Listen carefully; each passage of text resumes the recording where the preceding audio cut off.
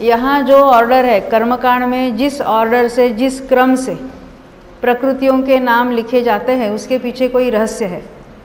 क्योंकि जब कर्म का बंध होता है और उसका डिस्ट्रीब्यूशन होता है तो प्रत्येक प्रकृति में इक्वल नहीं डिस्ट्रीब्यूशन होता, किसी में ज़्यादा है किसी में कम है, तो उसकी ऑर्डर बताने के लिए ऐसा क्रम होता है।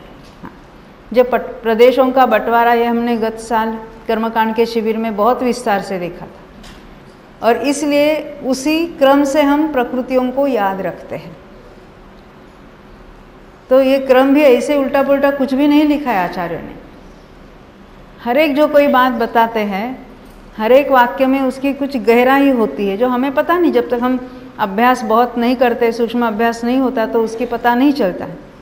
इसलिए हमेशा करणान योग के जो कोई नियम है, जो कोई बातें हैं, वैसे ही हमें याद रखनी, अपनी ओर से कोई डेफिनेशन नहीं बनानी।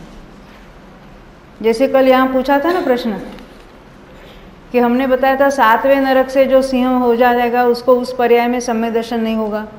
तो बताया हमने तो सुना है महावीर भगवान को सम्यक दर्शन हुआ था, है? तो ये ज़रूरी नहीं 7वें नरक से आया, तो कहाँ से आया होगा? बोलो कहाँ से आया होगा?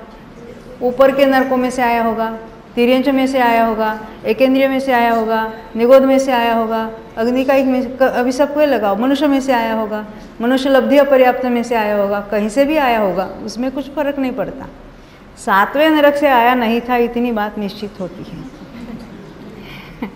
यानी 7वें नरक से निकलकर सिंह होता है, पर सभी सिंह 7वें नरक से नहीं आते। हाँ, यानी उल्टा नियम हम नहीं बनाएंगे। हाँ, देव से भी आ सकता है। भोगभूमि का सिंह हो जाएगा कि नहीं हो जाएगा? पहले के भोगभूमि में भी थे कि नहीं ये सारे प्राणी? वो तभी मांसाहारी नहीं थे, हमारे जैसे शाकाहारी हो गए। यहाँ भोगभूमि में ये तिर्यंच थे कि नहीं? यहाँ पहले, दूसरे और तीसरी भोगभूमि भरत क्षेत्र में हुई थी। उत्तम भोगभूमि यहाँ पर भी हुई थी, यहीं पर फिर मध्यम भोगभूमि हुई, फिर यहीं पर जघन्य भोगभूमि हुई। तो उस जमाने के तिर्यंच थे कि नहीं थे? हाँ, तो वो भी वैसे सारे शुभलेशा वाले तिर्यंच थे। हाँ,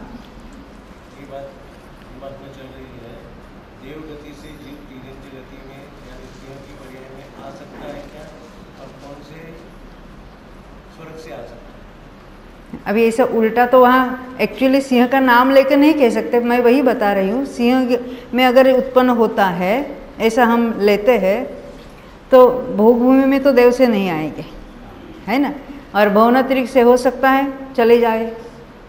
मिथ्यात्व अवस्था में किसी भी तिर्यंच में जा सकते हैं, ऐसा कोई निषेध नहीं है उसका। देव एकेंद्रिय में जा सकते हैं, तो संगी पंचेंद्रिय सिंह में जाने से क्या है, कोई रुकावट नहीं है। संकलेश परिणाम, हाँ इतनी बात है कि सहस्रार तक ही जीव तिर्यंच में जाते हैं। हाँ, वहाँ तक ही तिर्यंच आयु, तिर्यंच गति आदि का बंध होता है। उसके ऊपर उन प्रकृतियों का बंध ही नहीं होता वहाँ के देवों को। ऊपर तो सारे शुक्ल लेशा वाले देव हैं, इसीलिए नीचे जो कोई पीत लेशा वाले हो गए उसमें से बहुतांश जा सकते हैं, उसे ऐसे कोई निषेध तो नहीं है। तिर्यंच गति, तिर्यंच आयु का बंध सहस्रार तक होता है।